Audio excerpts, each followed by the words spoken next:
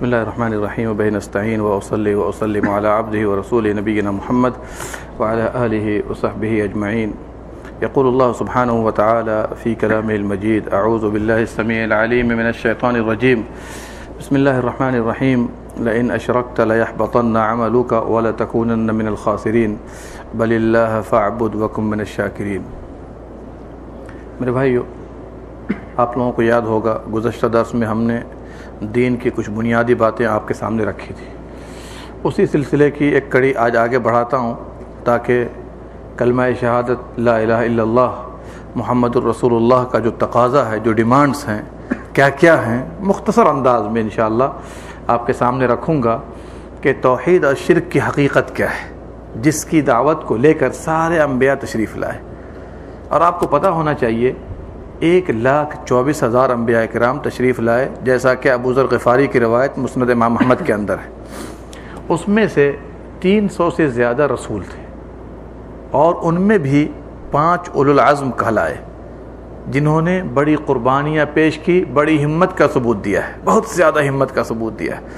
ان میں سے سب سے پہلے نوح ہیں، ابراہیم ہیں، موسیٰ، عیسیٰ اور ہمارے اور آپ کے نبی احمد مجتبیٰ محمد مصطفیٰ صلی اللہ علیہ وسلم تھے. سب کی دعوت کا خلاصہ ایک ہی آیت ہے. کون سی آیت ہے؟ اللہ سبحانہ و تعالیٰ فرماتا ہے: وما ارسلنا من قبلک من رسول الا نوحی الیہ انہ لا الہ الا انا فاعبدون. جتنے بھی ہم نے رسول بھیجا ایک ہی دعوت دے کر بھیجا، سب جا کر کہہ دو کہ میری ہی پوجا کی جائے، میرے سوا کسی اور کی پوجا نہ کی جائے. بلکہ اللہ سبحانہ و تعالیٰ نے بیت المقدس میں سفر معراج کے اندر سارے انبیاء کو جمع فرما دیا. پیارے نبی صلی اللہ علیہ وسلم تشریف لے گئے، قصہ معلوم ہے آپ کو. لیکن پہنچنے کے بعد اللہ نے وہاں پر ایک آیت نازل فرمائی جو سورہ زخرف کے اندر ہے. کون سی آیت ہے؟ وَاسْأَلْ مَنْ أَرْسَلْنَا مِنْ قَبْلِكَ مِنْ رُسُلِنَا اجعلنا من دون الرحمن آلہۃ یعبدون. 1,24,000 انبیاء کرام کو اللہ نے وہاں پر جمع فرما دیا. ان کی روحیں اللہ سبحانہ و تعالیٰ نے وہاں پہنچا دی، اور اصلی جسم کا لبادہ دے کر کے اور آپ صلی اللہ علیہ وسلم نے سارے انبیاء کی امامت کرائی، سارے انبیاء کی امامت کرائی. وہیں پر وہ آیت نازل ہوتی ہے. آپ ان سے پوچھ لیجئے: وَاسْأَلْ مَنْ أَرْسَلْنَا مِنْ قَبْلِكَ مِنْ رُسُلِنَا، کیا ہم نے اپنے علاوہ کسی اور کی عبادت کا حکم دیا؟ پوچھ لیجئے. سب کے سب یہاں پہ جمع ہیں تاکہ یہ حقیقت واضح رہے تمام لوگوں کے نزدیک کہ اللہ رب العالمین کے لیے جو چیزیں خاص ہیں ان میں آپ کسی کو بھی ساجی کر لیں گے، خواہ ارادہ آپ کا جو بھی ہو، وہ شرک ہو جائے گا. مختصر انداز میں شرک کی تعریف یہی ہے. جو کچھ بھی اللہ کے لیے خاص ہے قرآن و سنت کی روشنی میں، اگر آپ اس میں کسی کو بھی ساجی بنا دیں اللہ کے علاوہ تو وہ شرک ہو جائے گا.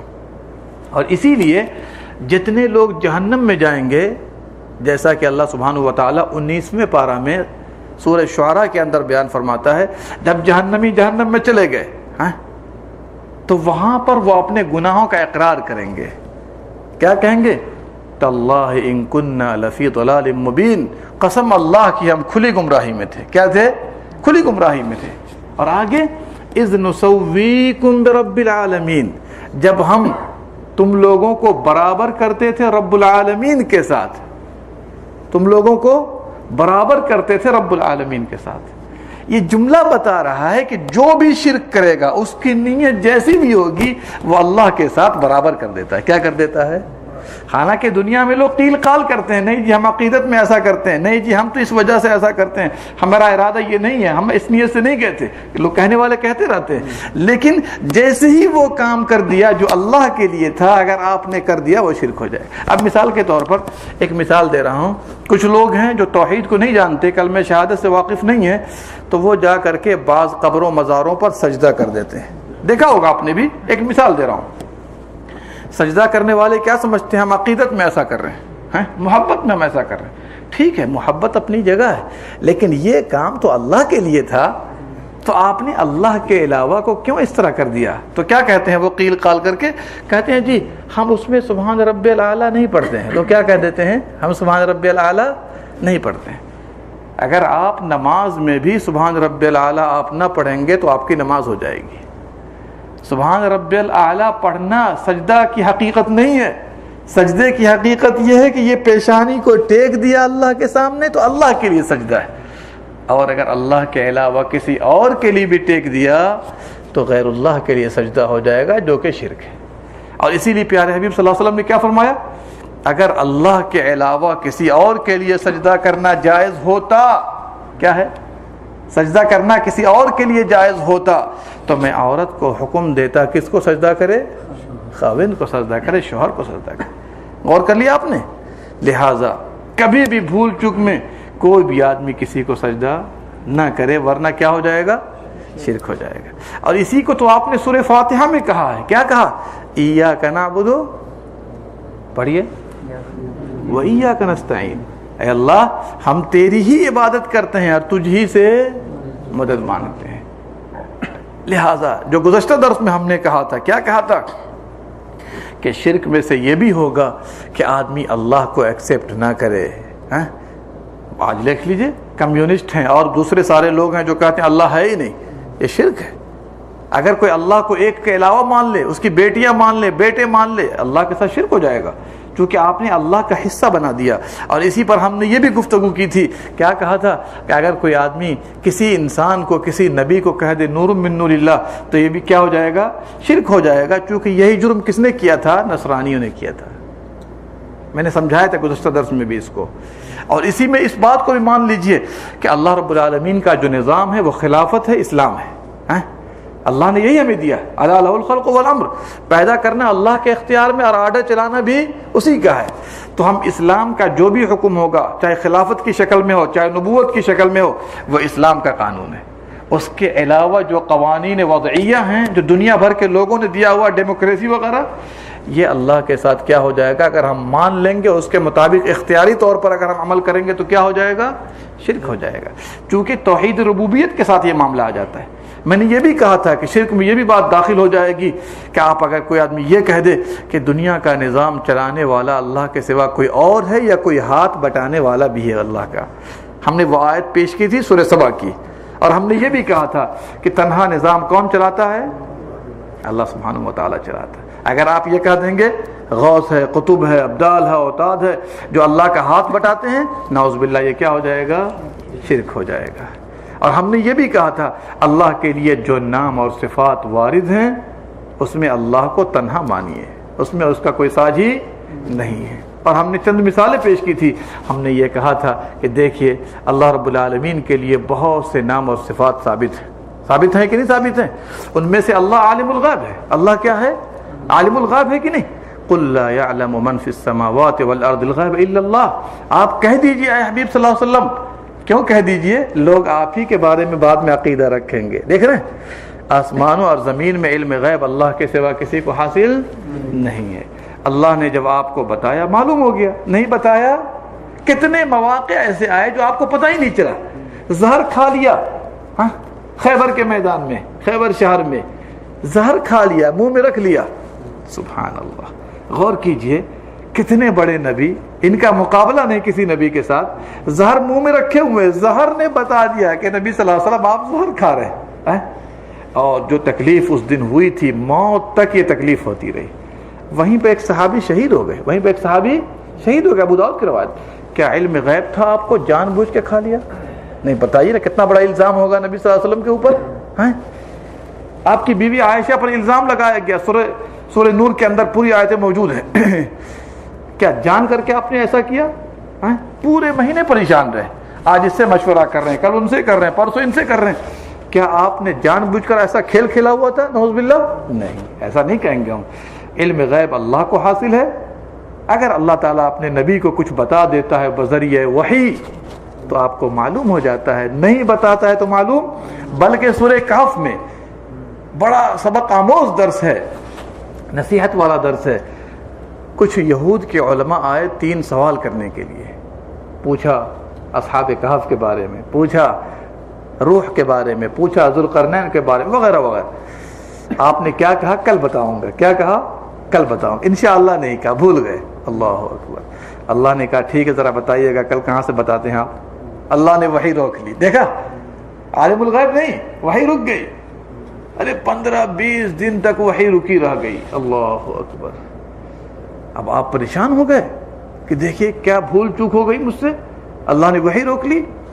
جب چند دنوں کے بعد وحی نازل ہوئی تو اللہ نے یہی فرمایا جو سورہ کہف کے اندر ہے, وَلَا تَقُولَنَّ لِشَيْءٍ إِنِّي فَاعِلٌ ذَلِكَ غَدًا, یہ نہ کہنا کسی چیز کے بارے میں کہ کل کروں گا, ہاں, إِلَّا أَن يَشَاءَ اللَّهُ, انشاءاللہ کہنا. کیا کہنا؟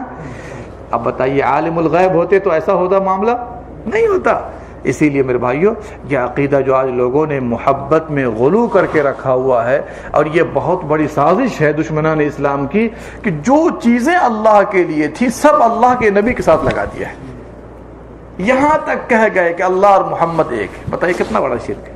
نہیں, یہاں تک کہہ گئے, یہاں تک کہ شعر میں بنا دیا لوگوں نے. کیا بنا دیا؟ وہ جو مستوی عرش تھا خدا ہو کر اتر پڑا مدینے میں مصطفیٰ ہو کر. بتائیے پھر تو نبی تو نہ رہے, یہ نبی رہے اللہ ہو گئے. یہ تو لہذا یہ سب عقیدے باطل ہیں. اور یہ کہنا کہ نور من نور اللہ ہے, یا عالم الغیب ہے, نبی صلی اللہ علیہ وسلم کی ذات, یہ حاضر و ناظر ہیں, یہ سب بے بنیاد عقیدے ہیں جس کا اسلام سے کوئی تعلق نہیں. یہاں تک لوگوں نے افواہ اڑانا شروع کر دیا, جی آپ کا سایہ نہیں تھا. کیا کہتے ہیں لوگ؟ صرف اس بات کو ثابت کرنے کے لیے کہ آپ نور تھے, اس لیے کہ نور کا سایہ نہیں ہوتا. دیکھ, نور کا سایہ ہے نہیں ہے, حالانکہ اس پر بھی احادیث موجود ہیں کہ آپ کا سایہ تھا, آپ کا سایہ. ایک حدیث سناتا ہوں میں آپ کو. ایک مرتبہ نبی صلی اللہ علیہ وسلم فجر کی نماز پڑھا رہے تھے. یہ روایت مستدرک حاکم وغیرہ میں ہے. نماز پڑھا رہے تھے, اثناء نماز ایک مرتبہ آگے بڑھے اور ایک مرتبہ پیچھے ہٹے. بعد میں توجہ کیجئے گا, صحابہ اکرام نے سوال کر دیا کہ اللہ کے نبی صلی اللہ علیہ وسلم, آج ہم نے دیکھا کہ آپ ایک مرتبہ آگے بڑھے ایک مرتبہ پیچھے ہٹے, یہ تو ہم نے کبھی نہیں دیکھا آپ کو ایسا کرتے ہوئے. کہا جی ہاں, جنت اور جہنم مجھ پر پیش کی گئی, جنت اور جہنم مجھ پر پیش کی گئی. جب جنت پیش کی گئی اور جنت کے پھلوں کو دیکھا, اس کے خوشوں کو دیکھا, چاہا کہ لپک کے توڑ لوں, اگر میں توڑ لیتا تو تم لوگ کھاتے رہتے ختم نہیں ہوتا, کھاتے رہتے ختم نہیں ہوتا. لیکن جب جہنم پیش کی گئی تو میں پیچھے ہٹا, اس میں نے اپنا سایہ دیکھا اور تم لوگوں کا سایہ دیکھا. کتنی واضح حدیث ہے. رأیت ظلی وظلکم, حدیث کے الفاظ ہیں, میں نے اپنا سایہ دیکھا اور تم لوگوں کا.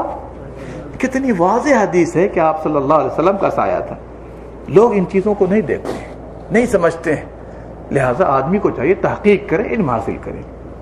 اسی طریقے سے نبی کریم صلی اللہ علیہ وسلم کے بارے میں اور بھی لوگ عقائد رکھتے ہیں جو غلط عقائد ہیں. کہتے ہیں جی آپ مختار کل ہیں. کیا کہتے ہیں؟ آپ مختار کل ہیں. نہیں, اگر مختار کل ہو جاتے تو پھر شفاعت کی ضرورت کیا تھی؟ یعنی قیامت کے دن جو شفاعت کریں گے قرآن سے ثابت ہے, سنت متواترہ سے ثابت ہے کہ شفاعت کریں گے. کریں گے کہ نہیں کریں گے؟ کریں گے. آیت احادیث تو معروف ہے اس باب کے اندر. اب آپ بتائیے, اگر ہر چیز کا اختیار دے دیا جاتا تو شفاعت کی کوئی ضرورت باقی رہ جاتی ہے؟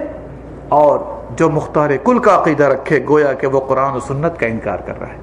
لہٰذا ہم یہ کہیں گے شفاعت آپ فرمائیں گے, ہم اس بات کا عقیدہ رکھتے ہیں, لیکن مختار کل والا عقیدہ آپ کا صحیح نہیں ہے, یہ شرکی عقیدہ میں سے ہے. اسی طریقے سے شرک میں سے یہ بات بھی داخل ہے کہ کوئی یہ کہے کہ اللہ ہر جگہ موجود ہے. اس کو بھی دھیان میں رکھیے گا, اکثر لوگ اس میں دھوکے کے شکار ہیں. کیا کہتے ہیں لوگ؟ اللہ ہر جگہ موجود ہے. اس پر بہت سے لوگوں سے میری بحثیں ہو چکی ہیں. اللہ ہر جگہ نہیں ہے, اللہ عرش پر ہے, اپنی صفات حمیدہ کے ذریعے پوری کائنات کا احاطہ کر رکھا. اور اسی لیے قرآن میں 6 مقام پر اللہ نے خود فرمایا ہے, سارے لوگ حافظوں کو معلوم ہوگا, الرحمن علی العرش استوى ثم استوى علی العرش ثم استوى علی العرش. اللہ عرش پر مستوی ہے, عرش پر جلوہ افروز ہے. امام ابو حنیفہ رحمۃ اللہ علیہ سے سوال کیا گیا, اللہ کہاں ہے؟ کہا عرش پر ہے. قرآن میں آیا 6 مقام پر. کہا کہ ایک آدمی کہتا ہے کہ اللہ عرش پر ہے, لیکن یہ کہتا ہے کہ پتہ نہیں عرش کہاں ہے, آسمانوں پر ہے کہ زمین میں. کہا کہ اگر وہ جان بوجھ کر ایسا کہتا ہے تو وہ بھی کافر ہے. کیوں؟ اس لیے کہ اللہ سبحانہ و تعالیٰ فرماتا ہے کہ عرش کہاں ہے؟ کہاں ہے؟ 7واں آسمان کے اوپر. اور نبی صلی اللہ علیہ وسلم کی حدیث تو واضح کر دیتی ہے. اس سے کیا پتا چلا کہ ذات کے اعتبار سے اللہ عرش پر ہے. اگر وہ ہر جگہ ہوتا تو سفر معراج کے لیے آسمانوں پر جانے کی کوئی ضرورت تھی؟ نہیں، بتائیے مجھے ذرا سا. بیت المقدس میں سیڑھی لگائی گئی، پہلے آسمان پہ گئے، دوسرے پہ گئے، تیسرے پہ گئے، چوتھے پہ گئے، پانچویں پر گئے، چھٹے پہ گئے، سارا قصہ پتا ہے آپ کو. ساتویں پر گئے، سدرۃ المنتہا پہ جبریل رک گئے. رکے کہ نہیں رکے؟ عند سدرۃ المنتہا. اس کے بعد پیارے حبیب صلی اللہ علیہ وسلم آگے بڑھے کہ نہیں بڑھے؟ اگر اللہ ہر جگہ ہے تو اوپر جانے کی کوئی ضرورت تھی؟ نہیں، سوچیے ذرا سا، یہ عقیدہ باطل ہے کہ نہیں باطل ہے کہ اللہ ہر جگہ ہے؟ آپ نے اذان میں کہا اللہ اکبر، اللہ سب سے بڑا ہے، کہا ہے کہ نہیں کہا؟ اگر وہ یہاں پر بھی ہے، وہاں پر بھی ہے، وہاں پر بھی، اس کا مطلب سب سے چھوٹا ہو گیا. سب سے بڑی ذات کیا چھوٹی سی زمین پر آ سکتی ہے؟ نہیں، سوچیے ذرا سا، کم سے کم ان چیزوں پر ہم لوگ غور نہیں کر پاتے ہیں، غور نہیں کر پاتے ہیں. اور اسی لیے سجدے میں ہم کیا پڑھتے ہیں؟ سبحان ربی اعلیٰ پڑھتے ہیں کہ نہیں پڑھتے ہیں؟ اعلیٰ کا مطلب کیا ہوتا ہے؟ جو سب سے زیادہ بلندی پر ہے، اونچائی پر ہے. اب بتائیے، جو سب سے زیادہ اونچائی پر ہے، اگر ہم یہ کہہ دیں ہر جگہ یہاں وہاں ہر جگہ موجود ہے، تو اونچائی کا کوئی معنی رہ جائے گا؟ آپ نے آیت الکرسی میں پڑھا، بار بار پڑھتے ہیں وَهُوَ الْعَلِيُّ الْعَظِيمُ، پڑھتے ہیں کہ نہیں پڑھتے؟ وَهُوَ الْعَلِيُّ الْعَظِيمُ. اللہ تعالیٰ بلند ہے، عظمت والا ہے. اللہ تعالیٰ بلند ہے، عظمت والا ہے. اور اس کے لیے بلندی کے بہت سارے الفاظ قرآن میں آئے ہیں، قرآن میں آئے ہیں. الیہ یصعد الکلم الطیب، اس کی طرف اچھی باتیں چڑھتی ہیں، اچھی باتیں چڑھتی ہیں. اللہ سبحانہ و تعالی دنیا کے آسمان پر نزول فرماتا ہے، ہر تہائی رات کو نزول فرماتا ہے، اس لیے کہ وہ کہاں ہے؟ اونچائی پر ہے. کس طرح نزول کرتا ہے ہم کیفیت نہیں بتائیں گے، جس طرح قرآن و سنت میں ثابت ہے اور اللہ رب العالمین کے لائق و مناسب ہے. اس طرح سے آپ کو یہ معلوم ہو جائے گا کہ اللہ سبحانہ و تعالی کہاں ہے؟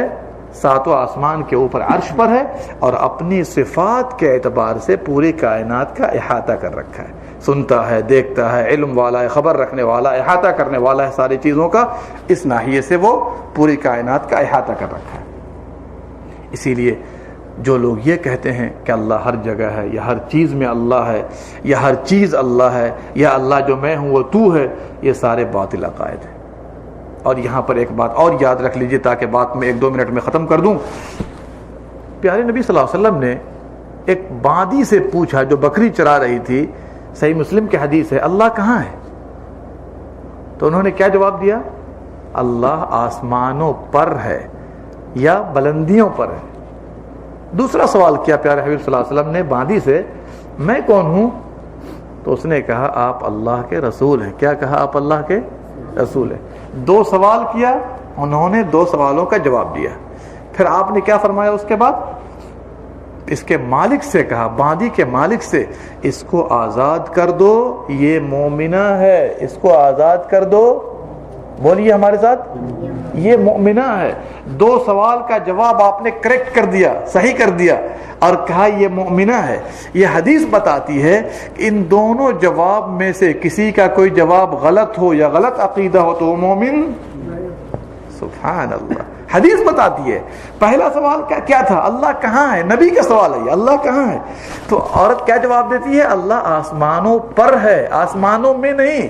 اگر آسمانوں میں کہیں گے اس کا مطلب آسمان نے احاطہ کر لیا اللہ کا، جبکہ اللہ کا کوئی چیز احاطہ نہیں کرتی. آسمانوں پر ہے، بلندیوں پر ہے، کوئی چیز اس کا احاطہ نہیں کر سکتی. نہ عرش احاطہ کر سکتا ہے، نہ کرسی احاطہ کر سکتی ہے، نہ آسمان احاطہ کر سکتا ہے، نہ زمین احاطہ کر سکتی ہے. بات سمجھ میں آ رہی ہے نا؟ لہٰذا یہ عقیدہ رکھنا چاہیے کہ اللہ تعالیٰ 7 آسمان کے اوپر عرش پر مستوی ہے، اسے کوئی چیز احاطہ نہیں کر سکتی، نہ عرش احاطہ کر سکتا ہے، جبکہ عرش سب سے بڑی مخلوق ہے، سب سے بڑی مخلوق. بات کلیئر ہو رہی نا؟ آئیے، اور ہم نے کچھ مثالیں اور بھی پیش کی تھی کہ قرآن کریم میں اللہ نے فرمایا ہے کہ اس کے دونوں ہاتھ کھلے ہوئے ہیں. میں نے اس پہ گفتگو کی تھی. دونوں ہاتھ اس کے، بھائی کس طرح کے ہاتھ ہیں ہمیں نہیں پتا، ہمیں پتا ہے نہیں پتا، کیفیت نہیں معلوم ہے. لیکن جب قرآن و سنت نے کہا تو ہم نے مان لیا. کس طرح ہے، کیسا ہے، ہماری طرح ہے، نہیں، ہم یہ سب نہیں بولیں گے. جس طرح اس کی شان کے لائق. پاؤں بھی ہے، جہنم میں اپنا پاؤں ڈال دے گا، جہنم سمٹ جائے گی. کس طرح ہے ہمیں نہیں پتا. اب اگر کوئی انکار کر دے، نہیں جی ہم نہیں مانتے، اللہ کے پاس ہاتھ نہیں ہے، پاؤں نہیں ہے، بھائی قرآن کہتا ہے، حدیث کہتی ہے تو ہم مانتے ہیں، ورنہ اپنی طرف سے تھوڑی مانتے ہم. اگر آپ نے انکار کر دیا دلائل کو دیکھ کر بھی، تو پھر اس کا مطلب یہ ہے کہ خطرے کے موڑ پر ہے. اس لیے کہ صحابہ نے مانا، کہاں چوچرا کیا، تابعین نے مانا، کہاں چوچرا کیا، ائمہ اربعہ نے تسلیم کر لیا، کہاں چوچرا کیا.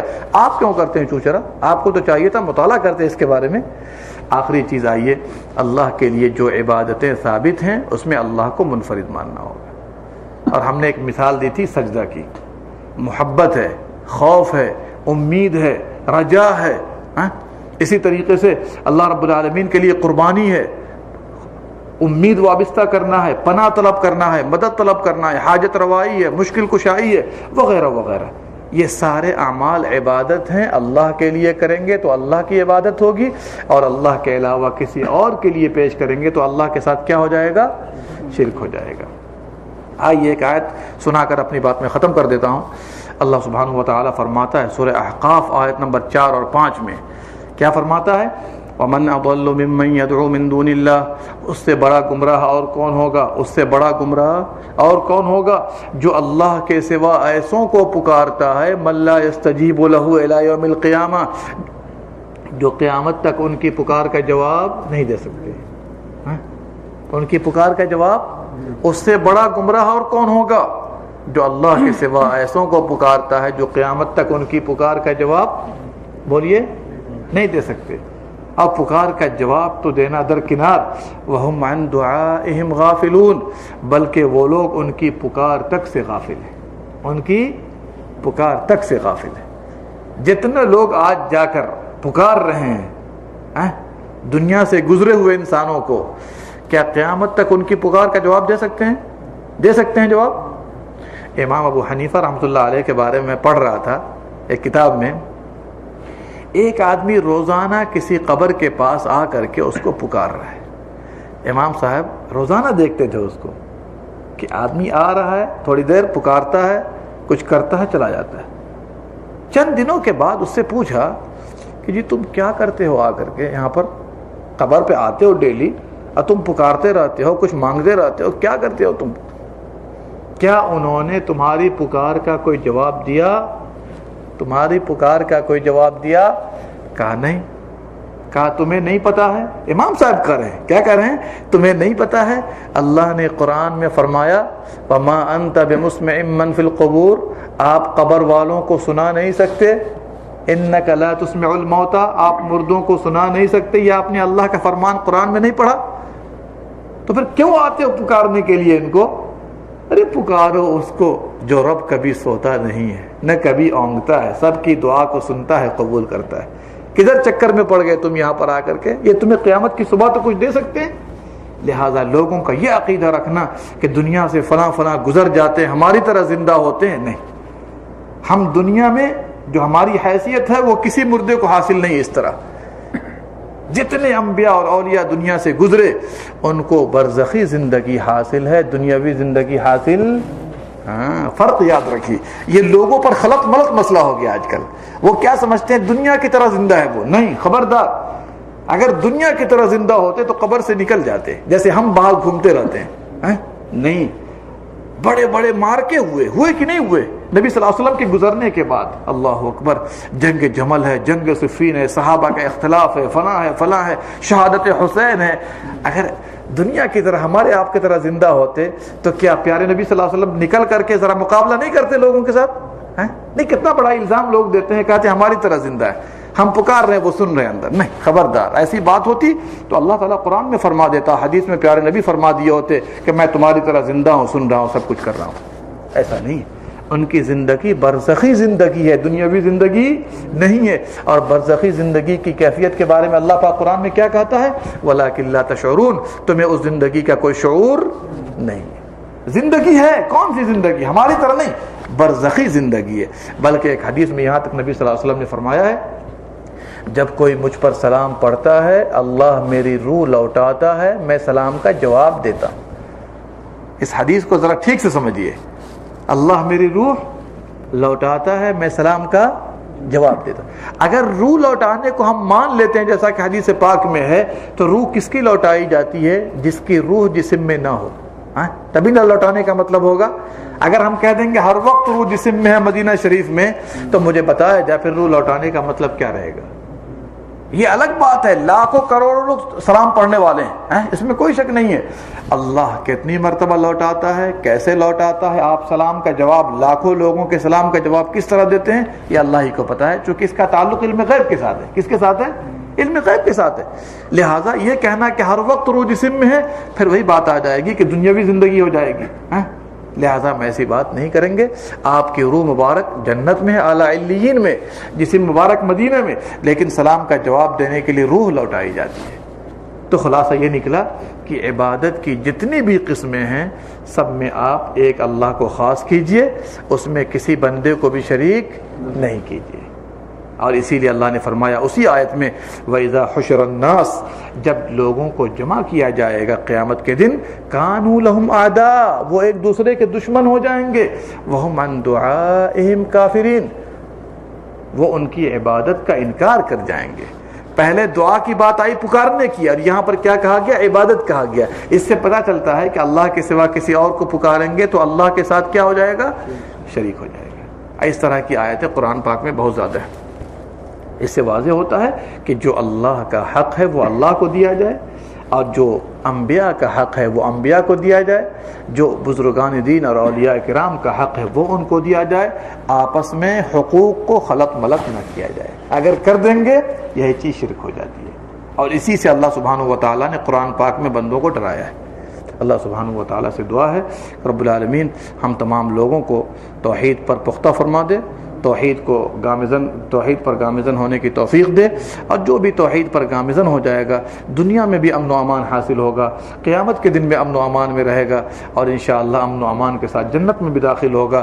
اور عبادتیں ایسے لوگوں کے کام آئیں گی، لیکن جنہوں نے خلط ملط کر کے شرک کر دیا، خواہ وہ پوری زندگی عبادت کرتے رہیں، اس سے کوئی فائدہ ہونے والا نہیں ہے۔ اللہ ہم سب کو نیک عمل کی توفیق دے، ہم سب میں اخلاص پیدا فرما دے، اور ہم سب کو توحید پر گامزن فرما دے، اور اللہ تعالیٰ ان لوگوں میں شامل فرما دے جو توحید پر پختہ ہوں گے۔ 70,000 افراد کو اللہ بغیر حساب و کتاب کی جنت میں داخل کرے گا، اور ایک روایت میں ہے کہ ہر 1000 میں 70,000 ہوں گے، یہ وہ لوگ ہوں گے جو توحید پر قاعدے سے گامزن ہو گئے ہوں گے۔ اللہ ہم سب کا اس میں پورا حصہ نصیب فرمائے، آمین یا رب العالمین۔ اللہم صلی علی نبینا محمد وعلی آلہ وصحبہ اجمعین۔